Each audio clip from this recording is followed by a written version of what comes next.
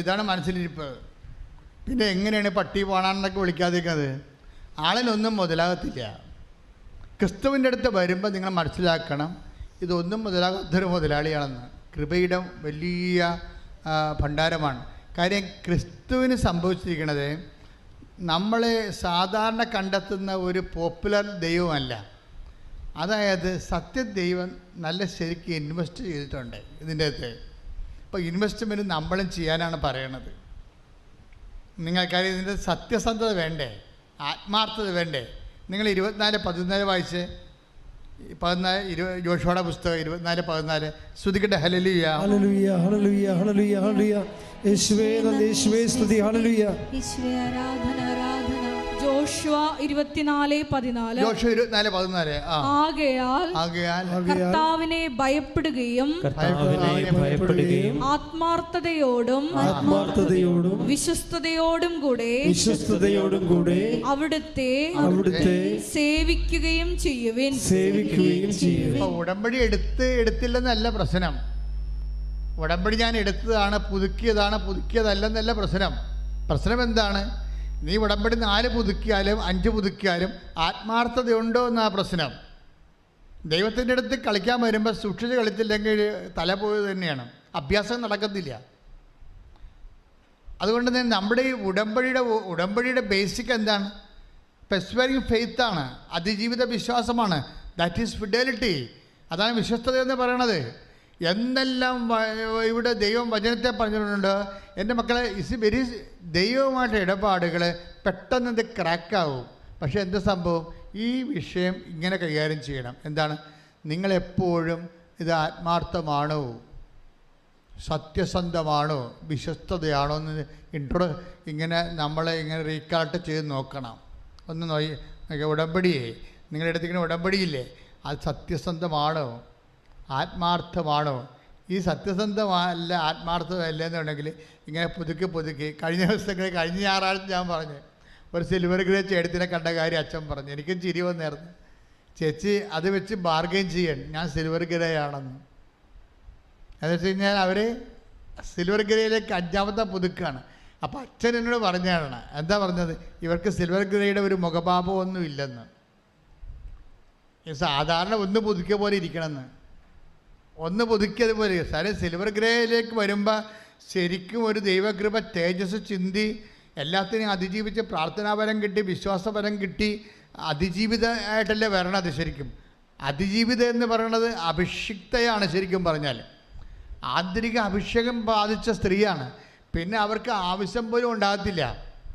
അന്നാളുകളിൽ നിങ്ങൾ എന്നോടൊന്നും ചോദിക്കത്തില്ലെന്ന് ഈശോ പറഞ്ഞിട്ടുണ്ട്. ചോദ്യമൊക്കെ നിർത്തുമെന്ന്. അപ്പം സിൽവർ ഗ്രേയിൽ വരുമ്പോൾ 16:23 വർക്കൗട്ട് ചെയ്യേണ്ടതാണ്. Take the word of God. 16:23 യോഹന്നാന്റെ സുവിശേഷം. ശ്രദ്ധിക്കട്ടെ. ഹല്ലേലൂയ ഹല്ലേലൂയ ഹല്ലേലൂയ. യേശുവേ നന്ദി. ഹല്ലേലൂയ ഹല്ലേലൂയ ഹല്ലേലൂയ. യോഹന്നാൻ 16:23. അന്ന് നിങ്ങൾ എന്നോട് ഒന്നും ചോദിക്കുകയില്ല. അങ്ങനെ പരിപാടിയുണ്ട്, കേട്ടില്ലേ എന്ന് പറഞ്ഞ്. അന്ന് നിങ്ങൾ എന്നോട് ഒന്നും ചോദിക്കത്തില്ല. 5 പുതുക്കി സിൽവർ ഗ്രേ വന്നു കഴിഞ്ഞാൽ അഭിഷേകം കിട്ടും. പിന്നെ എന്താ കാര്യം? ഈ എന്ത് വിഷയത്തിനും കർത്താവിൻ്റെ കയ്യിൽ തീരുമാനം ഉണ്ടാകും. എനിക്ക് അതിൻ്റെ അകത്ത് ഉത്കണ്ഠ ഉണ്ടാകത്തില്ല. ഇപ്പം 5 പുതുക്കി കഴിഞ്ഞപ്പോൾ ഇവർക്ക് പണ്ട് ഒരു ആവശ്യം ഉണ്ടാവുള്ളൂ, ഇപ്പം 50 ആവശ്യം കൊണ്ടാണ് ഞാൻ കിടത്ത് വന്നിരിക്കണേ. തറ്റി മീൻസ് അഭിഷേകം കിട്ടിയിട്ടില്ല. തറ്റി എവിടെയാണ് മിസ്റ്റേക്ക് സംഭവിച്ചത്? അവർ ഉടമ്പടി ജീവിച്ചിട്ടില്ല. ഈ ദിവസങ്ങളിൽ അടിപൊളി ഒരു സാക്ഷ്യം ഉണ്ടായിരുന്നു. ജാൻസി ജോണി, എറണാകുളത്ത് കരുതിയാന്ന്. ജാൻസി ജോണിയുടെ നിങ്ങൾ യൂട്യൂബ് കിടപ്പുണ്ട് ആ സാക്ഷ്യം. ഞാൻ ഇവിടെ ഇല്ലായിരുന്നു, ഇവർ വന്നപ്പോൾ നോട്ട് ചെയ്ത് തന്നതാണ് എനിക്ക്. ആ സാക്ഷ്യം കേട്ടപ്പോൾ എനിക്ക് തോന്നി സൂപ്പർ സാക്ഷ്യമാണ്. ജാൻസി ജോണി എന്താ അവിടെ വിഷയം? അവരുടമ്പടി ഇപ്പോൾ പുതുക്കി ഒന്ന് സാക്ഷ്യം പറഞ്ഞതാണ് നേരത്തെ. അപ്പോൾ ദൈവം സഞ്ചരിക്കുന്ന ആത്മാവിലൂടെ ദൈവസഞ്ചാരത്തിൻ്റെ വഴികളുള്ള ആളാണ്. അതുകൊണ്ട് നേരത്തെ ഒന്ന് സാക്ഷ്യം പറഞ്ഞു, ഇപ്പോൾ വേറെ ഒരു സാക്ഷ്യം പറയാൻ വന്നിരിക്കുക. അവരുടെ ഉടമ്പടി എങ്ങനെയാണെന്ന് അവർ ഫയറാക്കണമെന്ന് ചോദിച്ചു കഴിഞ്ഞാൽ, ജാൻസി ജോണി ഭയങ്കര കാരുണ്യ പ്രവർത്തിക്കാരുത്തിയാണ്. കാരുണ്യ പ്രവൃത്തി. അല്ല നിങ്ങളെ കുറേ പേരെ പോലെ പ്രത്യക്ഷ പ്രാർത്ഥന മാത്രം ചൊല്ലി വീട്ടിയിരിക്കുകയല്ല. ഞാൻ കോരി കണ്ട പോലെ പ്രത്യക്ഷ പ്രാർത്ഥന വരെ ചെല്ലണമെങ്കിൽ അല്ല പട്ടിയും കടിക്കേണ്ടി വരും പോരെ. അങ്ങനെയുള്ള അയോഭാവിയല്ല ശരിക്കും പറഞ്ഞാൽ. അവർ ഉടമ്പടി എടുത്തിരിക്കുന്നത് അതിലൂടെ കാരുണ്യ പ്രവൃത്തികൾ ചെയ്യുകയാണ്. രോഗികൾക്ക് ഭക്ഷണം കൊടുക്കുക. അവർ ഭക്ഷണം കൊടുക്കുക എന്നൊക്കെ പറയുമ്പോൾ ഭക്ഷണവും പാകം ചെയ്ത് രോഗികളെ ആശുപത്രിയിൽ പോയി കാണുമ്പോൾ അവർ പറയണത്, ഞാൻ ഭക്ഷണം ഉണ്ടാക്കി കറിയും ഉണ്ടാക്കി വളരെ പൊതിഞ്ഞ് ഞാൻ കൊണ്ട് രോഗികൾക്ക് കൊടുക്കുകയല്ല ചെയ്യണത്. ഞാൻ അതിൻ്റെ ഉടമ്പടി തൈലം ഒഴിക്കും, എന്നിട്ട് വിശ്വാസ പ്രമാണം ചൊല്ലി പത്രം ഞാൻ ഭക്ഷണം ആസ്വദിക്കും, എന്നിട്ട് ഞാൻ കർത്താവിനോട് പറയും, കർത്താവേ ഇത് കഴിക്കുന്ന വ്യക്തിക്ക് നിത്യജീവൻ കിട്ടണം. Price the Lord. ആൾക്കാർ ഉടമ്പടി ആഘോഷിക്കണ്ടല്ലേ. അല്ലാതെ അച്ഛൻ പറഞ്ഞിട്ടുണ്ട് കാരുണ്യ പ്രവൃത്തി എന്താ ചോറ് കുഴപ്പമില്ല, പിള്ളേർക്ക് ചോറ് കിട്ടുമ്പോൾ ഒരു ചോറ് ഇവിടെ നമുക്ക് ചെയ്താൽ എന്ത് ചെയ്താൽ നമുക്ക് പൈസ പിള്ളേർക്കായാലും നമ്മൾ ചോറ് കെട്ടണില്ലേ, അതിനകത്തൊരു പൊതി കെട്ടണം, അതല്ലേ പ്രശ്നമുള്ളൂ എന്നാണെന്ന് പറഞ്ഞിട്ടും പോവും. അതല്ല സംഭവം. ഉടമ്പടിയുടെ പ്രേക്ഷിത പ്രവർത്തനം അതല്ല. ഉടമ്പടിയുടെ പ്രേക്ഷിത പ്രവർത്തനം എന്ന് പറയണത് ഞാൻ രോഗിയായിരുന്നു, അതാണ് പ്രശ്നം. അല്ല ചുറ്റും നടന്ന ആൾക്കാർക്ക് ചോറും പൊതിയും കൊടുത്തിട്ട് പഴയ സാരിയും വിതരണം ചെയ്തിട്ട് ഞാൻ എന്തോ ആനക്കാരം ചെയ്തെന്ന് പറഞ്ഞ് ദൈവത്തിൻ്റെ കണ്ണി പൊടിയിടുന്ന അഭ്യാസമല്ലത്. ഇവിടുത്തെ ഉടമ്പടിയുടെ പ്രേക്ഷിത പ്രവർത്തനം എന്ന് പറഞ്ഞാൽ എന്താണ്? കർത്താവ് പറഞ്ഞിട്ടുണ്ട്, എന്തിൽ നിന്നാണ് അത് വന്നിരിക്കുന്നത്? ഞാൻ രോഗിയായിരുന്നു, എനിക്ക് വിശന്നു, നിങ്ങളെനിക്ക് ഭക്ഷണം തന്നു. ഞാൻ രോഗിയായിരുന്നു, നിങ്ങൾ എന്നെ സന്ദർശിച്ചു. അപ്പോൾ ജാൻസി ജോണി പറഞ്ഞത് എന്താണെന്നറിയാവോ? ഞാൻ ഈ രോഗിയെ പോയി കാണുന്നുണ്ട്. ആരായിട്ടാണ് ഞാൻ കാണുന്നത്? കർത്താവായിട്ടാണ് കാണുന്നത്. അല്ല ധർമ്മക്കാരനാണ് അതുപോലെ തന്നെ രോഗിയാണ് അല്ലെങ്കിൽ ആകാശപ്പറവയെന്ന് പറഞ്ഞല്ല കാണുന്നത്. ഇങ്ങനെയുള്ള ആൾക്കാർക്കൊക്കെ പേരിട്ടിരിക്കണത് ആകാശപ്പറവയെന്നാണല്ലോ പേരിട്ടിരിക്കണത്. അത് എന്തൊരു ഇടിവെട്ട് പേരാണെന്ന് ദൈവത്തിന് അറിയാം. ആകാശപ്പറവെന്ന് പറഞ്ഞ സംഭവമില്ല.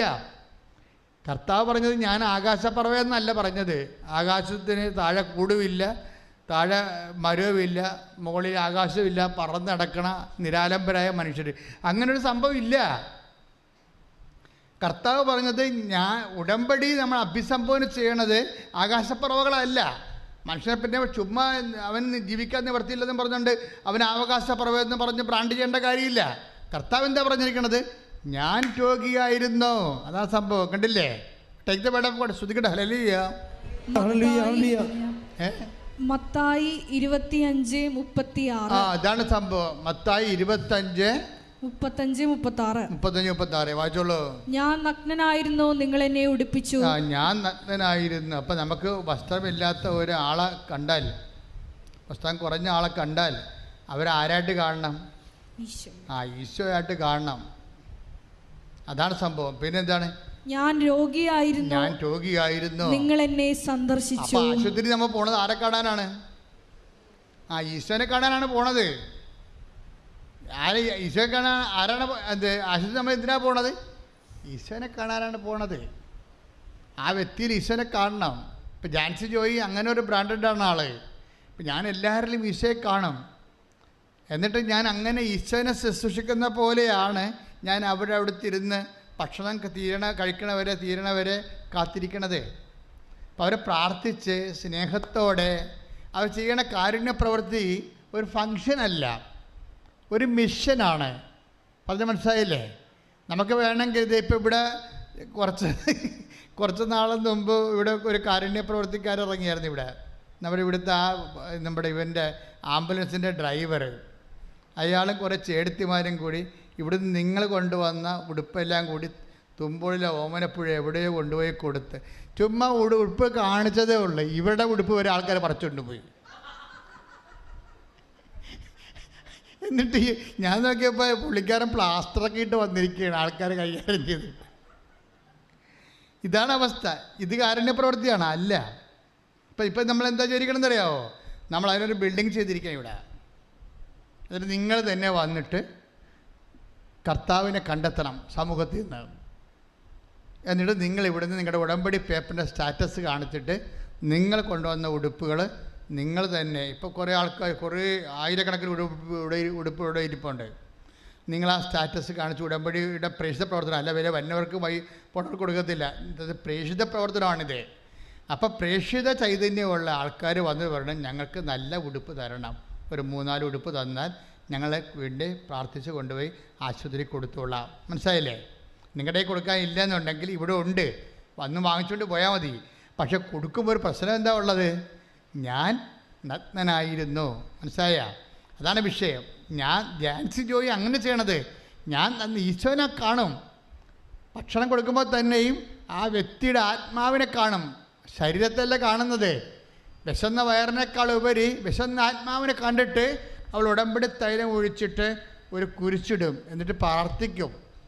വിശ്വാസപ്രമാണം ചൊല്ലി പ്രാർത്ഥിക്കും, കർത്താവേ ഈ ഭക്ഷണം കഴിക്കുന്ന ആൾ അങ്ങേ കണ്ടെത്തി ജീവിക്കാൻ ഇടയാക്കണമേ. കണ്ട പരിശുദ്ധ പ്രവർത്തനം, ഇതാണ് ഉടമ്പടി പരിശുദ്ധ പ്രവർത്തനം എന്ന് പറയണത്. അപ്പം ഇങ്ങനെ ചെയ്തു വന്നപ്പോൾ ഒരു ദിവസം അവർ ചെന്നപ്പോൾ ഒരു രോഗി ഇരിക്കണം. അയാൾക്കാണെങ്കിൽ ഈ അന്നനാളം മുതൽ വയറ് വരെ ഇങ്ങനെ വ്രണം വെച്ച് ഈച്ചയും പിടിച്ചിരിക്കുക, അന്നനാളം വരെ പ്രാകൃതമായ അവസ്ഥയിലിരിക്കുക വഴിവെക്കിൽ. ഇപ്പോൾ ഒക്കെ സങ്കടമായി. ഇപ്പോൾ ഇവർക്ക് തോന്നി തൽക്കാലം കുറച്ച് ഭക്ഷണം കൊടുത്തിട്ട് പോന്നിട്ട് പിറ്റേ ദിവസം അവർ വിചാരിച്ചത് എന്താണെന്നറിയാവോ? എന്താണ് വിചാരിച്ചത്? ഈ അന്നനാളം പോലെ കുറേ പഴക്കം ചെന്ന വ്രണമാണ്, മണമുണ്ടേ, പുഴുക്കളുണ്ടെന്ന് തോന്നണേ, ഈച്ച പിടിച്ചിട്ടുണ്ട്. അപ്പം അവർ പറഞ്ഞു കേൾക്കണത്, കർത്താവേ നാളെ ചെല്ലുമ്പോൾ ആ രോഗി അവിടെ ഉണ്ടാകണേ. എന്തിനാണ്? ഇവർ ബെറ്റാഡിനെടുത്ത് കുറച്ച് ഫസ്റ്റ് എയ്ഡൊക്കെ എടുത്തുകൊണ്ട് പോവുകയാണ്. അപ്പോൾ ബെറ്റാഡിനെടുത്ത് കഴിഞ്ഞപ്പോൾ അവർ ഡേറ്റ് നോക്കിയപ്പോൾ ബെറ്റാഡിൻ്റെ ഡേറ്റ് കഴിഞ്ഞു പോയി. അപ്പം അത് ഉപയോഗിക്കാൻ പറ്റുകയില്ല. അപ്പോൾ അവർ പറയണതേ ഈശോയ്ക്ക് ഉപയോഗിക്കണമല്ലേ, അപ്പം അത് ഡേറ്റ് കഴിഞ്ഞത് ഉപയോഗിക്കുന്നത് കള്ളത്തരമല്ലേ. അപ്പം ഞാനവിടെ വെച്ചിട്ട് എനിക്ക് സങ്കടത്തോടെ ഞാൻ ചെന്ന് മറ്റു മരുന്നെടുത്തോണ്ട്, അപ്പം ഞാൻ ചെന്ന് അങ്ങേരെ കണ്ടപ്പോഴേ അങ്ങേരുടെ ആ കഴുത്തുമോൽ ഇവിടം വരെ സാധാരണ ശരീരം പോലെ പുറത്തിരിക്കണമെന്ന്. Hallelujah, hallelujah. അതാണ് സംഭവം. ഈശോ അവരുടെ മനസ്സാക്ഷി കണ്ട് കർത്താവ് അവരെ, ആ മനുഷ്യനെ സുഖപ്പെടുത്തി. അയാൾ ഓടി വന്നിട്ടും പറഞ്ഞ് എനിക്ക് 2 പൊതി തരണം, ഒരാൾക്ക് കൂടി കൊടുക്കാനുണ്ടെന്ന്. മക്കളെ, ഇതാണ് ഉടമ്പടിയുടെ പ്രേക്ഷിത പ്രവർത്തനം എന്ന് പറയണത്. നിങ്ങൾ ഈശോനെ കാണണം അതിൻ്റെ അകത്ത്. അല്ലാതെ ഇതൊരു ഫങ്ഷൻ പോലെ കണ്ടാൽ ഇത് വർക്കൗട്ട് ചെയ്യത്തില്ല. കാര്യം ഇതിൻ്റെ അകത്ത് ഞാനൊരു കാര്യം നിങ്ങൾ പറയട്ടെ. ഇപ്പോൾ ഈ കാനങ്കാരി അവസാനം എങ്ങനെ അവസാനം, യുവർ ഫെയ്ത്ത് ഈസ് ഗ്രേറ്റ്, നിൻ്റെ വലിയ വിശ്വാസമാണെന്ന് പറഞ്ഞ് കർത്താവ് അവളുടെ വിശ്വാസത്തെ അംഗീകരിച്ച് പറഞ്ഞ് അവൾ അനുഗ്രഹിക്കുകയും ചെയ്ത്. അപ്പം നമുക്ക് ആസ്തിയായി. പക്ഷേ ഇനി വേറെ ഇതുപോലെ തന്നെ യഹൂദനല്ലാത്ത ഒരാളെ കാണുന്നുണ്ട് കർത്താവ്. അതൊരു യഹൂദ പ്രമാണി വന്നിട്ട് ശതാധിപനോട് പറയും, ശതാധിപനെക്കുറിച്ച് പറയും, ഈ ശതാധിപൻ എന്ന് പറയുന്ന ആളിൻ്റെ ഭൃത്യൻ രോഗബാധിതനായി വീട്ടിൽ കിടക്കുകയാണ്. എന്നിട്ട് 2 കാര്യം പറയും. എന്താ പറയണത് ശതാധിപനെക്കുറിച്ച്? ഒന്ന് വായിച്ചോളൂ. 5:7-5 യൂക്കാൻ്റെ സുവിശേഷം. സ്തുതിക്കട്ടെ. ഹല്ലേലൂയ, ഹല്ലേലൂയ, ഹല്ലേലൂയ, ഹല്ലേലൂയ, ഹല്ലേലൂയ. യേശുവേ നന്ദി. ഹല്ലേലൂയ, ഹല്ലേലൂയ, ഹല്ലേലൂയ, ഹല്ലേലൂയ, ഹല്ലേലൂയ. ലൂക്ക 7:5. എന്തെന്നാൽ അവൻ നമ്മുടെ ജനത്തെ സ്നേഹിക്കുന്നു. അതാ സംഭവം. ആ ശതാധിപനെ കുറിച്ച് റിപ്പോർട്ട് കൊടുക്കണത് ഇങ്ങനെയാണ്. എന്താണ്? ഈ യഹൂദ പ്രമാണി വന്ന് ഈശോനൊക്കെ പറയണ 2 കാര്യങ്ങളാണ്. എന്താണ്? ലൂക്ക 7:5 എന്താ പറയണത്? 1, അവൻ നമ്മുടെ ജനത്തെ സ്നേഹിക്കുന്നു, മനുഷ്യപ്പറ്റുള്ള ആളാണെന്ന്. രണ്ടാമത്തെ എന്താ? നമുക്ക് ഒരു സിനഗോഗ് പണിയിച്ചു തരികയും നമുക്കൊരു പ്രാർത്ഥനാലയം പണിയിച്ചു തരികയും ചെയ്തിട്ടുണ്ട്. കണ്ട, അയാൾക്ക് ആസ്തിയുണ്ട്. അയാൾ സീറോ ബാലൻസിലുള്ള ആളല്ല. നമുക്ക് ആസ്തി ഉണ്ടെങ്കിൽ, ഇപ്പോൾ ഈ പറഞ്ഞ ജാൻസി ജോണിക്ക് ആസ്തിയുണ്ട്. കർത്താവിന് വേണ്ടി ജോലി ചെയ്ത് വരുമ്പോൾ നല്ല ആസ്തി ഉണ്ടാവും. അതുകൊണ്ടാണ് ആ ആസ്തി പറഞ്ഞത്. ഇപ്പം നിങ്ങളെ റെക്കമെൻഡ് ചെയ്യണമെങ്കിലേ, ഇപ്പം മാതാവിൻ്റെ മധ്യസ്ഥതയിലല്ലേ നിങ്ങൾ ഇത് ഉടമ്പടി എടുത്തിരിക്കണത്. അപ്പം നിങ്ങളെ കാണുമ്പോൾ മാതാവിനെ റെക്കമെൻഡ് ചെയ്യണം. ഇവൾ നല്ല സ്ത്രീയാണ്, സുവിശേഷ വേല ചെയ്യുന്നുണ്ട്, ആത്മാക്കളുടെ വീണ്ടെടുപ്പിന് വേണ്ടി പ്രവർത്തിക്കുന്നുണ്ട്, പാവത്തങ്ങളെ കാണുമ്പോൾ കാരുണ്യം കാണിക്കുന്നുണ്ട് എന്ന് പറയാൻ വേണ്ടി മാത്രം ദൈവത്തിൻ്റെ തിരുസന്നിധിയിൽ നമ്മൾ ആസ്തി ഭദ്രതയുള്ളവരായിരിക്കണം. മനസ്സിലായ? വാല്യൂ എന്ന് പറഞ്ഞാൽ ഭയങ്കര സംഭവമാണ്. നിങ്ങൾക്ക് എന്ത് വിലയാണുള്ളത്? നിങ്ങൾ നല്ല മനുഷ്യരാണെങ്കിൽ ഉടമ്പടിയോടുകൂടി നിങ്ങളുടെ മൂല്യം വർദ്ധിച്ചിരിക്കും. നിങ്ങൾ ഈ ഉടമ്പടി എടുത്തിട്ട് മകളെ കെട്ടിക്കുക അല്ലെങ്കിൽ മകന് PR കിട്ടുക, വസ്തു വിൽക്കുക മാത്രമുള്ള കലാപരിപാടിയാണെങ്കിൽ ദൈവത്തെ നിങ്ങളെ ഹെൽപ്പ് ചെയ്യേണ്ട കാര്യം എന്താ? ഒരു കാര്യമില്ല. Why should I help you? അപ്പം അതുകൊണ്ട് എപ്പോഴും നമ്മൾ ശ്രദ്ധിക്കേണ്ട കാര്യം, ഉടമ്പടിയിൽ വലിയ വലിയ മാറ്റങ്ങൾ, കാര്യം ഉടമ്പടിയേക്കാൾ വലിയ കാര്യം ദൈവത്തിന് ചെയ്യാനില്ല.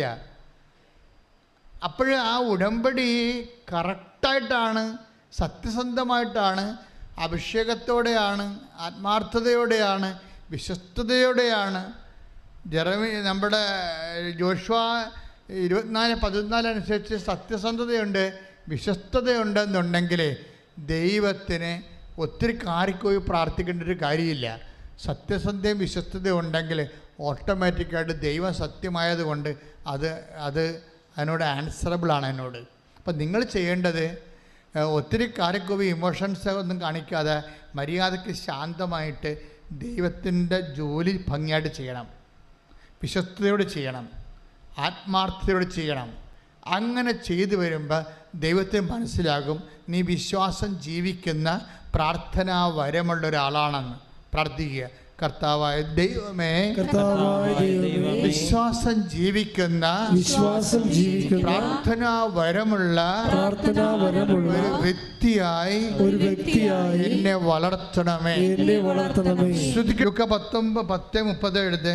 ലൂക്ക 10:37 ശ്രുതിക്കട്ടെ. ലൂക്ക 10:37 അവനോട് കരുണ കാണിച്ചവനെന്ന് ആ നിയമജ്ഞൻ പറഞ്ഞു. യേശു പറഞ്ഞു, നീയും പോയി അതുപോലെ ചെയ്യുക. അതായത് കരുണ ഒരു വാല്യൂ ആണ്. ഇതിൻ്റെ ഉടമ്പടിയുടെ ഒരു വാല്യൂ ആണ് കരുണ. കരുണ എന്തിനു വേണ്ടിയുള്ളതാണ്? കാണിക്കാനുള്ളതാണ്. മനസ്സിലായില്ലേ?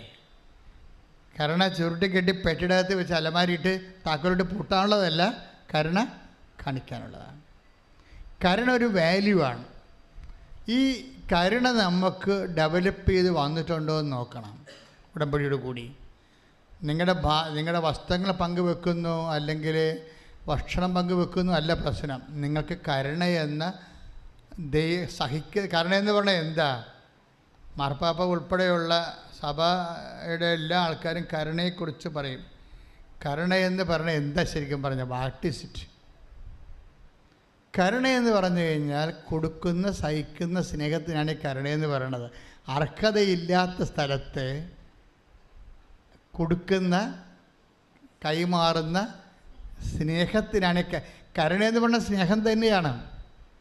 പക്ഷേ ഈശോ പറഞ്ഞിട്ടുണ്ട്, നിങ്ങളെ സ്നേഹിക്കുന്നവരെ മാത്രം സ്നേഹിച്ചാൽ നിങ്ങൾക്ക് എന്താണ് പ്രതിഫലത്തിന് എന്താണ് അവകാശം? അപ്പം പ്രതിഫലത്തിന് അവകാശമില്ലാത്ത വ്യക്തികളുണ്ടാവും സമൂഹത്തിൽ. മനസ്സിലായില്ലേ? പ്രതിഫലത്തിന് അവകാശമില്ലാത്ത, നിങ്ങൾ കരുണ കാണിക്കാൻ യാതൊരു അർഹതയുമില്ലാത്ത വ്യക്തികളുണ്ടാവും. നിങ്ങൾ പറയാം, അവൻ ഞങ്ങളുടെ ഇപ്പം നിങ്ങൾ കുടുംബത്തിൽ തന്നെ വിചാരിച്ചോ, കുടുംബത്തിൽ തന്നെ ഇപ്പം നിങ്ങളുടെ അനിയൻ്റെ അവൾക്ക് പഠിക്കാൻ പൈസ ഇല്ല. അപ്പം നിങ്ങളെന്താ പറയണത്? ഞങ്ങൾക്ക് കിട്ടിയത് തന്നെ ഓഹരി തന്നെയാണ്, അവന് കിട്ടിയ ഓഹരി തന്നെ ഞങ്ങൾക്കും കിട്ടിയത്. അവൻ കുടിച്ച് തേച്ച് മുഴുകി കളഞ്ഞ്, അതിനിപ്പോൾ ഞങ്ങളെന്നാ ചെയ്യാനാ? മനസ്സിലായില്ലേ? ചേട്ടൻ അനുജന് തുല്യ പങ്കാളിത്തമാണ് കിട്ടിയിരിക്കണത്. അപ്പം മറ്റോ വെള്ളം അടിച്ച് വീശി കളഞ്ഞ് അതിൻ്റെ ഭവിഷ്യത്തായിട്ട് അനുഭവിക്കണം അവൻ്റെ മകളാണ്, അല്ലേ? അവളുടെ മകൾ 1-2 വയസ്സ് വ്യത്യാസമേ ഉള്ളൂ. അപ്പോൾ അതേസമയം തന്നെ ഞങ്ങളെന്ത് ചെയ്യാനാണ്? ഞങ്ങൾക്കും കിട്ടിയ ഓഹരി തന്നെയാണ് അവർക്കും കിട്ടിയത്, അവർക്ക് കിട്ടിയത് തന്നെയാണ് ഞങ്ങൾക്കും കിട്ടിയത്. അവൻ കുടിച്ച് തേച്ച് കഴിഞ്ഞാൽ ഞങ്ങളെന്ത് ചെയ്യാനാ? അവിടെയാണ് പ്രശ്നം. ഇവളെന്താ ഇങ്ങനെ പറയാൻ കാര്യം? അവളെങ്ങാനും സഹായിച്ചാൽ അവളും പഠിച്ച് ഇവളുടെ മകളെപ്പോലെയാകും. അതാകരുത്. അതിനാണ് ഈ ഉടായ്പ് പറയണത്. ആൾ ഉടമ്പടി എടുത്ത് സിൽവർ ഗ്രേയായിട്ട് പറഞ്ഞൊരു കാര്യമില്ലേ? കയ്യിരിപ്പ് മോശമാണ്. പറഞ്ഞ് നിങ്ങൾക്ക് മനസ്സിലാകുന്നുണ്ടോ ഞാൻ പറയണത്? ഈ ചേട്ടത്തിയുടെ ചേട്ടൻ്റെ ഭാര്യ ഭർത്താവ് പറഞ്ഞിരിക്കുകയാണ്, അവർക്ക് കോളേജിൽ കൊടുക്കാനോ അല്ലെങ്കിൽ അവിടെ കൊടുക്കാൻ മാർക്ക് ലിസ്റ്റ് തിരിച്ച് കിട്ടാനോ പൈസ ഇല്ല കൊടുക്കാൻ. അപ്പോൾ അത് പൈസ ഇല്ല എന്ന് പറഞ്ഞ് കൊടുക്കുമ്പോൾ ഇവർ പറഞ്ഞത് എന്താണ്? ഞങ്ങൾക്ക് ഇതൊക്കെ എന്ത് കാര്യം? ഞങ്ങൾക്ക് കിട്ടിയ അത്രയും കാശ് തന്നെ അവർക്ക് കിട്ടിയായിരുന്നു. അനിയെ കുടിച്ച് തേച്ച് കഴുകി കളഞ്ഞിട്ടാണ് അത് നശിപ്പിച്ചത്. അതിനിപ്പോൾ ഞങ്ങൾക്ക് എന്ത് കാര്യമെന്ന് ചോദിച്ചു കഴിഞ്ഞാൽ ഇങ്ങനെ ഒരു സിറ്റുവേഷൻസ് ഉണ്ടാവും. അതാണ് ഈശോ പറഞ്ഞത്, നിങ്ങളെ സ്നേഹിക്കുന്നവരെ മാത്രം നിങ്ങൾ സ്നേഹിച്ചാൽ പ്രതിഫലത്തിന് എന്താണ് അവകാശം. അപ്പം എൻ്റെ അർത്ഥം എന്താണ്? പ്രതിഫലത്തിന് അവകാശമില്ലാത്തതും സ്നേഹിക്കുന്നവരെ അല്ലാത്ത ആൾക്കാരും ചിലപ്പോൾ അർഹതയില്ലാത്ത ആൾക്കാരും ഉണ്ടാവും, അയൽവാസികളുണ്ടാവും, ബന്ധുക്കളുണ്ടാവും. അർഹതയില്ലാത്തവരെ നമ്മൾ സഹായിക്കുന്നതിൻ്റെ ഉദ്ദേശം എന്താണ്? കൊടുക്കുന്ന, കൈമാറുന്ന, സഹിക്കുന്ന സ്നേഹമാണ് കരുണ. കരുണയെന്ന് പറഞ്ഞ സാധനം ഇല്ല. നമ്മളുടെ ബിബ്ലിക്കലി സ്പീക്കിംഗ് കരുണ, ലോകത്ത് കരുണയുണ്ട് സ്വാഭാവികമായി. ഇപ്പോൾ ഷിബിയൊക്കെ ഉള്ള രാജാക്കന്മാർക്ക് കരുണയുടെ പ്രതീകമായിട്ട് നമ്മുടെ ഭാരത മീമാംസകളൊക്കെ അവതരിപ്പിച്ചിട്ടുണ്ട് കരുണയാണ്. പക്ഷെ നമ്മളുടെ കരുണയങ്ങ അല്ല അത്. നമ്മളുടെ കരുണ ദൈവപിതാവ് അർഹതയില്ലാത്ത നമ്മളോട് ക്രിസ്തുവിനെ നൽകിക്കൊണ്ട് കാണിച്ചൊരു കരുണയുണ്ട്. ആ കരുണയോട് ഐക്യദാർഢ്യം പുലർത്തിക്കൊണ്ട് നമ്മൾക്ക് നമ്മുടെ ധനങ്ങളും സമയവും സമ്പത്തും കൈമാറുമ്പോൾ ഉണ്ടാകുന്ന ഒരു സ്നേഹത്തിൻ്റെ ഒരു സമർപ്പണമുണ്ട് ദൈവനാമത്തിലുള്ള. അതിനാണ് കരുണയെന്ന് പറയണത്. അപ്പോൾ ഞാൻ നിങ്ങളോട് കരുണ കാണിച്ചതുപോലെ നിങ്ങളും കരുണ കാണിക്കേണ്ടതായിരുന്നില്ലേ? അപ്പം നമ്മളുടെ കരുണയെന്ന് പറയണത് ഞാൻ നിങ്ങളോട് കരുണ കാണിച്ചതുപോലെ. ആര്? ഈശോ നമ്മളുടെ പാപത്തിന് പരിഹാരമായിട്ട് ക്രൂശിക്കപ്പെട്ടുകൊണ്ട് നമ്മളെ വീണ്ടെടുത്ത് വില കൊടുത്ത് നമ്മളെ വിലക്ക് വാങ്ങിയിട്ട് കാണിച്ചിട്ടുള്ളൊരു കരുണയുണ്ട്. അതുപോലെ നിങ്ങളും പരസ്പരം യോഗ്യത നോക്കാതെ എന്നെ പ്രതി കരുണ കാണിക്കേണ്ടതായിരുന്നില്ലേ എന്നാണ് ചോദിക്കണത്. ഉടമ്പടിയുടെ പ്രധാനപ്പെട്ട ഒരു പ്രമേയം അതാണ്, കരുണ. അപ്പം ആ രീതിയിൽ കരുണ കാണിച്ച് വളർന്നു കഴിയുമ്പോൾ ദൈവത്തിന് എന്ത് സംഭവിക്കണത്? നമ്മളെ സത്യസന്ധരാണെന്ന് ദൈവത്തിന് തോന്നും, വിശുദ്ധരാണെന്ന് തോന്നും, ആത്മാർത്ഥമുള്ളവരാണെന്ന് തോന്നും. നിങ്ങളുടെ പല വർക്കുകളും അതെന്താ പ്രശ്നം? ഇപ്പം തന്നെ അതായത് ഉടമ്പടി ഒരു ചൊല്ലുന്ന, അല്ലെങ്കിൽ തൽക്കാലം എന്തെങ്കിലുമൊക്കെ കാട്ടിക്കൂട്ടി ദൈവത്തിൻ്റെ കണ്ണിൽ പൊടിയിട്ട് ഉടമ്പടി എടുത്ത് പ്രവർത്തിച്ചതെന്നുള്ള അഭ്യാസം കാണിക്കുന്ന ഒത്തിരിയധികം ആൾക്കാരുണ്ട്. അതാണ് ആ ഉടമ്പടി വർക്ക് ചെയ്യാത്തത്. ഉടമ്പടി നിങ്ങൾ സത്യസന്ധമായിട്ട് വർക്ക് ചെയ്യണമെന്നുണ്ടെങ്കിൽ ദൈവത്തിന് അറിയാൻ പറ്റും നേരത്തെ നീ ആൾ സത്യസന്ധമായിട്ട് ചെയ്യുമെന്ന്. അപ്പോൾ തന്നെ ദൈവ ഉടമ്പടി എടുക്കാൻ തീരുമാനിക്കുമ്പോൾ തന്നെ ദൈവം ഹെൽപ്പ് ചെയ്യാൻ തുടങ്ങും. എന്താണ്? അവർ സത്യസന്ധമായിട്ട് ചെയ്യുമെന്ന് ദൈവത്തിന് അറിയാം. ഇതിപ്പോൾ ഉടമ്പടി എടുത്തിട്ട് 1 പുതുക്കിയിട്ടും 2 പുതുക്കിയിട്ടും എന്തുകൊണ്ടാണ് ഒരു മൂവ്മെൻറ്റ് ദൈവഭാഗത്തുനിന്ന് ഇല്ലാത്തത്? നമ്മൾ അനങ്ങിയിട്ടില്ല. നമ്മളിപ്പോഴും ഇതിൻ്റെ ഫലം നോക്കിയിരിക്കുകയാണ്. ഓഫർ ലെറ്റർ വന്ന, വിസ വന്ന, പൈസ വന്ന, ബാങ്കുകാരൻ തിരിച്ച് വിളിച്ച് ലോൺ തരുമെന്ന് പറഞ്ഞായിരുന്നല്ല അച്ഛൻ. അവർ ബാങ്കുകാരൻ്റെ ഫോൺ എടുക്കുമ്പോൾ ബാങ്കുകാരനായിരിക്കും എന്നൊക്കെ പറഞ്ഞിട്ട്, എൻ്റെ പൊന്നുമകളെ നിന്നോട് പറഞ്ഞ കാര്യം നീ ചെയ്യ്. നിന്നോട് ദൈവം പറഞ്ഞ കാര്യങ്ങളെ ആത്മാർത്ഥമായിട്ട് കർത്താവിൻ്റെ തിരുസന്നിധിയിൽ ദൈവത്തിൻ്റെ സുവിശേഷ വേലക്കാരത്തിയായിട്ട് ദൈവസ്നേഹം നിറഞ്ഞ് കർത്താവിൻ്റെ സുവിശേഷ സാക്ഷിയായിട്ട് മാറേ. അപ്പം പിന്നെ അച്ഛൻ്റെ അവിടെ ആവശ്യമില്ല. അതോടുകൂടി കർത്താവ് നിൻ്റെ ഈ വിഷയമല്ല, വരാൻ പോകുന്ന എത്ര വിഷയങ്ങളാണ് ദൈവം നിനക്ക് ചെയ്യാൻ പോണത്. നിനക്കറിയാൻ പാടില്ലാത്ത കാര്യങ്ങൾ പോലും ദൈവം ചെയ്യും. ഇപ്പോൾ ഒരു ടീച്ചർ ദിവസം സാക്ഷ്യം പറഞ്ഞില്ല കൊച്ചിന്ന്. ടീച്ചർ പറയണത് എന്താണ്? എനിക്ക് എൻ്റെ ജോലി പോയി, പക്ഷേ കേരളത്തിൽ എനിക്ക് എൻ്റെ പ്രൊഫഷന് പറ്റിയ ശമ്പളം തരാനുള്ള കമ്പനി ഇല്ല. പുറത്തോട്ട് പോകാൻ അവർക്ക് താല്പര്യമില്ല. അവർ ഉടമ്പടി ചെയ്തിരിക്കുന്ന വിഷയമാണ്. അവരുടെ പ്രൊഫഷന്, കപ്പാസിറ്റി, ക്വാളിഫിക്കേഷന്, എക്സ്പീരിയൻസിന് പറ്റുന്ന ശമ്പളം തരാൻ പറ്റുന്ന കമ്പനി കേരളത്തിലില്ല. ശമ്പളവും കിട്ടത്തില്ല, പുറത്ത് പോകാൻ താല്പര്യമില്ല. പിന്നെ ഇവരെന്ത് ചെയ്യും? അവർ ഉടമ്പടി എടുത്ത്. അതാണ് സംഭവം. ഉടമ്പടി എടുത്തതിന് ശേഷം അവർ ആ ഉടമ്പടി വിഷയങ്ങളെല്ലാം കൃത്യമായിട്ട് അതിൻ്റെ അരുവി ചെയ്തിട്ട് അവർ കുർബാന സ്വീകരിച്ച് കഴിയുമ്പോൾ അവർക്ക് ലഭിക്കാമെന്ന് ശമ്പളം എഴുതി കാണിക്കും കർത്താവ്. നിങ്ങളെ സാക്ഷ്യം ഒന്ന് നോക്കിയേ, കണ്ടില്ലേ? കേട്ടായിരുന്നോ? നമ്മൾ ഞെട്ടിപ്പോകും ശരിക്കും പറഞ്ഞാൽ. അതായത് അവർക്ക് കേരളത്തിൽ അവർക്ക് ശമ്പളം കിട്ടത്തില്ലെന്നാണ് അവരിപ്പോൾ ധരിച്ചിരിക്കുന്നത്. അത്രയും പ്രൊഫഷന് പറ്റുന്നൊരു ശമ്പളം തരുന്ന കമ്പനി കേരളത്തിലില്ല. അവർക്ക് പുറത്തു പോകാൻ താല്പര്യമില്ല. പക്ഷേ അവർ ഉടമ്പെടുത്ത് കഴിയുമ്പോൾ കുർബാന ചെയ്യുന്ന സമയത്ത് കർത്താവ് അന്തരീക്ഷത്തിൽ എഴുതി കാണിക്കും, ഈ ശമ്പളം നിനക്ക് കിട്ടുമെന്ന് പറയും. പിന്നെ എന്താ സംഭവിക്കുന്നത്? പെട്ടെന്ന് കമ്പനി കണ്ടുപിടിച്ച് ഇൻ്റർവ്യൂവിലെ അതിനുശേഷം അവരുടെ HR വിളിച്ച് കഴിയുമ്പോൾ ശമ്പളം പറയുമ്പോഴാണ് ഇവർ കണ്ണ് നിറഞ്ഞു പോണത്. കർത്താവ് കുർബാനയുടെ സമയത്ത് പറഞ്ഞ ശമ്പളമാണ് തരണത്. Praise the Lord. ഹല്ലേലൂയ. ഹല്ലേലൂയ. ഇത്രയും ഇടിവെട്ടായിട്ടുള്ള ഷാർപ്പ് ഷൂട്ടായിട്ടുള്ള ഒരു പ്രാർത്ഥനാ രൂപം നമ്മുടെ ലോകത്തിലുണ്ടാകത്തില്ല. ഞാനിപ്പോൾ നിങ്ങളെ ശാസിക്കുന്നത് മറ്റേ കാനംകാരി ചേടത്തിയെ പോലെ കരയാൻ മാത്രം അറിഞ്ഞിട്ട് അഭ്യാസം കാണിച്ചിട്ട് കണ്ണീര് കൊണ്ട് കർത്താവിനെ പറ്റിക്കാതിട്ട് നടക്കത്തില്ല എന്നായി പറയണത്. മര്യാദക്ക് അതിൻ്റെ അരൂപി മനസ്സിലാക്കിയിട്ട് കരുണയും സ്നേഹവും കൊണ്ട് ആത്മാർത്ഥവും സത്യസന്ധവുമായിട്ട് ദൈവത്തെ ആരാധിക്കുന്നൊരു സമൂഹത്തിൻ്റെ ഭാഗമായി ഉടമ്പടി നിങ്ങളെ മാറ്റട്ടെ എന്ന് പ്രാർത്ഥിച്ചുകൊണ്ട് ശ്രദ്ധിക്കട്ടെ. ഹല്ലേലൂയ.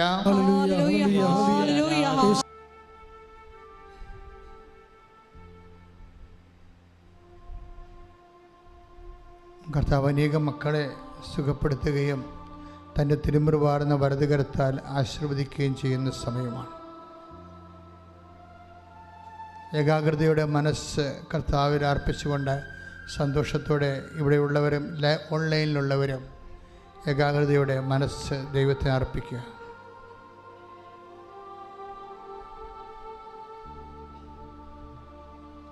അഭിഷേകം ലഭിക്കുന്ന ഒരു ഗാനം പാടിക്കൊണ്ട് നമുക്ക് ആരാധനയിലേക്ക് വരാം.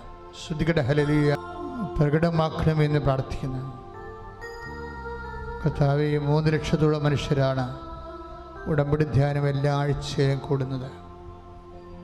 എല്ലാ ഭൂഖണ്ഡങ്ങളിലുമുള്ള മനുഷ്യരെ, എല്ലാ ജില്ലകളിലും സംസ്ഥാനങ്ങളിലുമുള്ള മനുഷ്യരെ കർത്താവ് ഉടമ്പടി എടുത്തുപോയവർ ഉടമ്പടി എടുക്കാൻ വേണ്ടി പ്രാർത്ഥിച്ച് ഒരുങ്ങിക്കൊണ്ടിരിക്കുന്നവരുടെ മേലും കർത്താവിൻ്റെ വലിയ കാരുണ്യം ചൊരിയട്ടെ. കർത്താവിൻ്റെ വലിയ ശക്തി ഒഴുകട്ടെ. കർത്താവിൻ്റെ വലിയ സ്നേഹം ഒഴുകട്ടെ. ശ്രദ്ധിക്കട്ടെ. ഹല്ലേലൂയ. സ്നേഹം, പരിശുദ്ധാത്മാവിൻ്റെ വരദാനങ്ങൾ ആണ് ഉടമ്പടി വർക്കൗട്ട് ചെയ്യണത്. അത് ഗലാത്യർ 5:22 സ്നേഹം, ക്ഷമ, ദയ, നന്മ, വിശ്വസ്തത, ആത്മസംയമനം. ദയയാണ് ഇതിൻ്റെ കരുണയുടെ ഭാഗത്ത് നിൽക്കുന്നത്. കരുണ എന്ന് പറയുന്നത് എല്ലാ വേദനപ്പെടുന്നവരിലും വിഷമസന്ധിയിലുള്ളവരിലും നിൻ്റെ രക്ഷകനായ ദൈവത്തിൻ്റെ മുഖം കണ്ടുകൊണ്ട് അവിടുത്തോടുള്ള സ്നേഹത്താൽ നീ സമർപ്പിതയാകുന്നതും സമർപ്പണത്തിലൂടെ നീ സുവിശേഷത്തിൻ്റെ നിലവാരമുള്ള സാക്ഷിയായി മാറി ദൈവ പൈതലിൻ്റെ സ്ഥാനത്തേക്ക് നീ എടുക്കപ്പെടുന്നതാണ്. കർത്താവേ, അതുപോലുള്ള കൃപയിലേക്ക് അങ്ങയുടെ മക്കളെ നീ.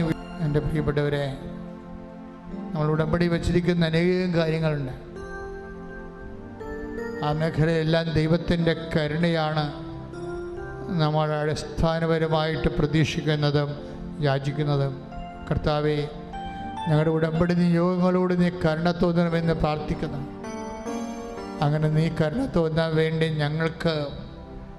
ഞങ്ങളുടെ നിബന്ധനകളോട് കർത്താവേ, ഉടമ്പടിയുടെ കരുണയിൽ അധിഷ്ഠിതമായ ഒരു ആധ്യാത്മികമായ അഭിഷേകം ഞങ്ങളെ വളർത്തണമെന്ന് പ്രാർത്ഥിക്കുന്നു. കർത്താവേ, ഓരോ ദിവസവും ഉണ്ടാകുന്ന ഓരോ സംഭവങ്ങളും, ഓരോ ദിവസങ്ങളും ഞങ്ങൾ കണ്ടുമുട്ടുന്ന ഓരോ വിഷയങ്ങൾ എല്ലായിടത്തും ദൈവത്തെ കണ്ടെത്തി ദൈവത്തിന് വേണ്ടി ജീവിക്കാൻ ഞങ്ങൾക്ക് പ്രത്യേകമായ അഭിഷേകം നൽകിക്കൊണ്ട് ഞങ്ങളെ കൃപയിൽ വളർത്തണമെന്ന് പ്രാർത്ഥിക്കുന്നു. പ്രാർത്ഥനാ വരം കൊണ്ട്, അതുപോലെ വിശ്വാസ വരം കൊണ്ട് ഞങ്ങൾക്ക് നിലവാരമുള്ള സുവിശേഷ സാക്ഷികളായി ഞങ്ങൾ ഉയർത്തണമെന്ന് പ്രാർത്ഥിക്കുന്നു. ശ്രദ്ധിക്കട്ടെ മക്കളെ.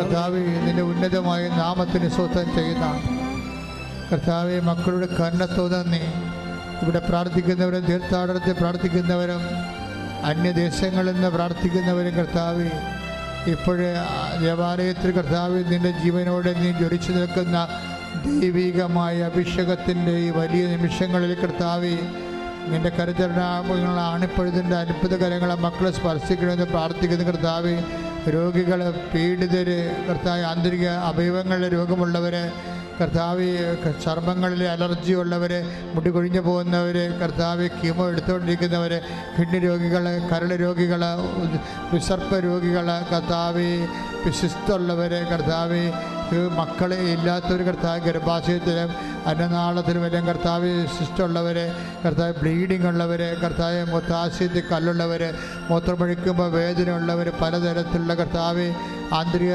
അവയവങ്ങളെ സ്രാവങ്ങളുള്ളവർ, കർത്താവിൻ്റെ കരുണ ചൊരിയുടെ കർത്താവ് അങ്ങയുടെ വിശുദ്ധ പൗരോഹിത്യത്തെ മഹത്വപ്പെടുത്തിക്കൊണ്ട് കർത്താവ് സഭയിലുള്ളതിൻ്റെ സാന്നിധ്യം പ്രകടമാക്കണം പ്രാർത്ഥിക്കുന്ന കർത്താവിൻ്റെ വിശുദ്ധ പൗരോഹിത്യം മഹത്വപ്പെടുന്ന അടിപ്പഴം പോലെ വൈദാഖലം പോലെ ദൈവികമായ ശക്തി കർത്താവ് ഉച്ച മുതൽ ഉള്ളംകാല് വരെ മക്കളുടെ മേൽ കർത്താവ് ആവശ്യിക്കുന്ന കർത്താവ് എല്ലാ കോശങ്ങളിലും എല്ലാ പേശികളിലും എല്ലാ ഞാടി ദന്തുക്കളിലും ഞാടി ഞരമ്പുകളിലും കർത്താവ് ഹൃദയ ധമനികളെ, ഹൃദയ ഭിത്തികളെ, ഹൃദയ കോശങ്ങൾ, കർത്താവ് ഹൃദയത്തിൻ്റെ അസ്വസ്ഥ, കരളിൻ്റെ അസ്വസ്ഥങ്ങൾ, കിഡ്നിയുടെ അസ്വസ്ഥങ്ങൾ, കർത്താവ് എല്ലാവിധ ആന്തരിക അവയവങ്ങൾ, കർത്താവ് ഘരണീയ രോഗങ്ങൾ, PCOD രോഗങ്ങൾ, വിസർപ്പ രോഗങ്ങൾ, കർത്താവ് പാരസസ് രോഗങ്ങൾ, കർത്താവ് എല്ലാ തരത്തിലുള്ള രോഗങ്ങൾ, ബ്രെയിൻ ട്യൂമറുള്ളവർ, ട്യൂമറിൻ്റെ അസുഖങ്ങൾ, മറ്റിടങ്ങളിൽ ശാരീരികമായ ഇടങ്ങളിലുള്ളവരുടെ സിസ്റ്റമുള്ളവർ, കർത്താവ് എപ്പിലെപ്സി രോഗികൾ, കർത്താവ് കർത്താവ് പലതരത്തിലുള്ള രോഗങ്ങൾ അനുഭവിക്കുന്ന മക്കൾ, കർത്താവ് അങ്ങയുടെ തിരുസന്നിധി ഉച്ച മുതൽ കർത്താവ് ഉള്ളംകാല് വരെ കർത്താവ് എല്ലാ കോശങ്ങളിലും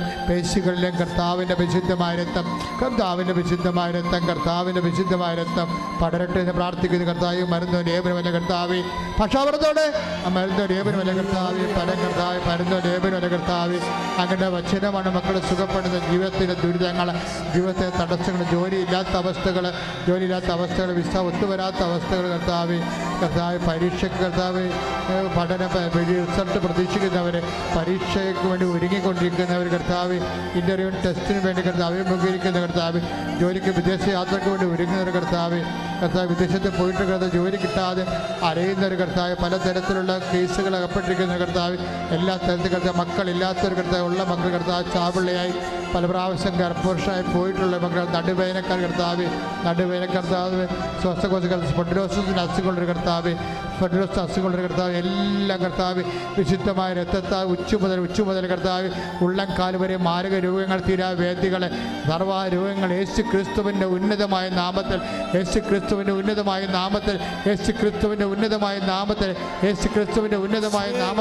വിവാഹമൊത്തു വരാത്തവര്, വിവാഹത്തിൽ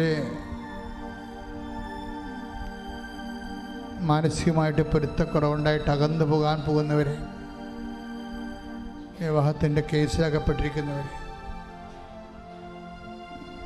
സാമ്പത്തിക തകർച്ച മൂലം കുടുംബത്തിൻ്റെ സമാധാനം അനുഭവിക്കാതെ കുടുംബമായിട്ടിങ്ങനെ കഴിഞ്ഞു കൂടുന്നുവെന്ന് മാത്രമേ ഉള്ളൂ. ഒരു കുടുംബജീവിതത്തിൻ്റെ യാതൊരു ചൈതന്യവും ഇല്ലാത്ത രീതിയിൽ പലതരത്തിൽ നിരാലംബരായി പോയിരിക്കുന്ന മക്കളുടെ ദുർനടപ്പുകൾ, തെറ്റായ ബന്ധങ്ങൾ, അവരുടെ പഠനങ്ങൾക്കുണ്ടാകുന്ന തകർച്ചകൾ, അന്യദേശങ്ങളിൽ പോയിട്ട് ഇപ്പോഴും പണം അങ്ങോട്ട് അയച്ചു കൊടുത്ത് കുടുംബം കടമായി പോയിക്കൊണ്ടിരിക്കുന്ന അവസ്ഥകൾ, കർത്താവ് ഭവനരഹിതരെ, ഒരു മാർഗവും കൺമുമ്പിൽ തെളിഞ്ഞു വരാത്തവർ, കടബാധ്യതകൾ കൊണ്ട് പൊറുതിമുട്ടിയിട്ട്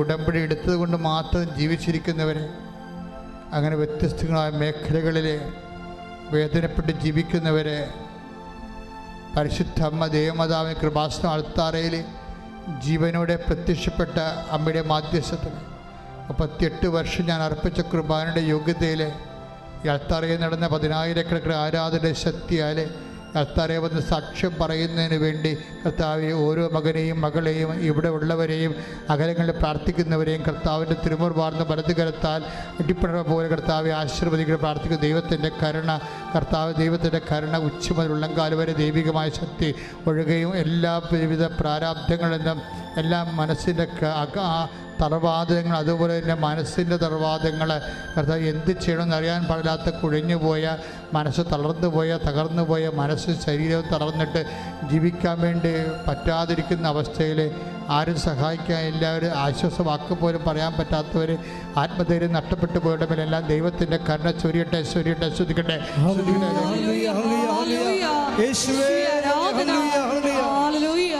മഹത്വം മഹത്വം എന്നിൽ നിറയണമേ, നാദാവരേണമേ, സൗഖ്യം നൽകണമേ, നാദാവരേണമേ, എന്നിൽ നിറയണമേ, നാദാവരേണമേ, സൗഖ്യം നൽകണമേ. മുട്ടേലിക്കുക, മൗനമായി പ്രാർത്ഥിക്കുക. ഓൺലൈനിലുള്ളവർ മൗനമായി പ്രാർത്ഥിക്കുക.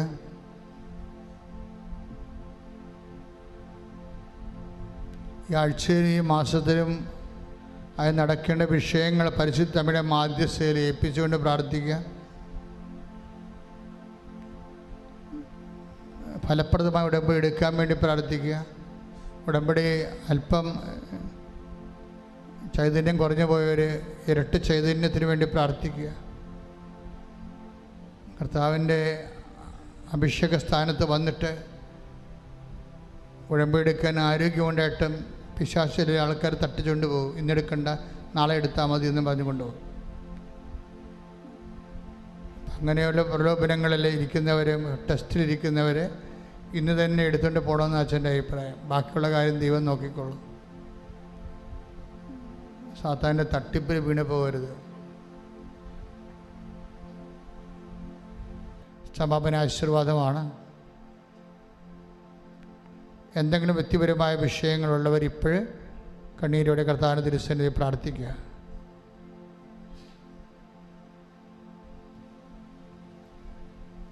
ഒരിക്കൽ കൂടി മൗനമായി ഉടമ്പടിയിൽ സമർപ്പിച്ചിരിക്കുന്ന എല്ലാ വിഷയങ്ങളും, ഒപ്പം തന്നെ നമ്മുടെ ജീവിതത്തിൽ ഇപ്പോൾ നൊമ്പരപ്പെടുത്തുന്ന വിഷയങ്ങളും ദൈവമാതാവിൻ്റെ മധ്യസ്ഥയിൽ ദിവ്യകാരുണ്യ സന്നിധിയിൽ പ്രത്യേകമായിട്ട് സമർപ്പിച്ച് പ്രാർത്ഥിക്കാം.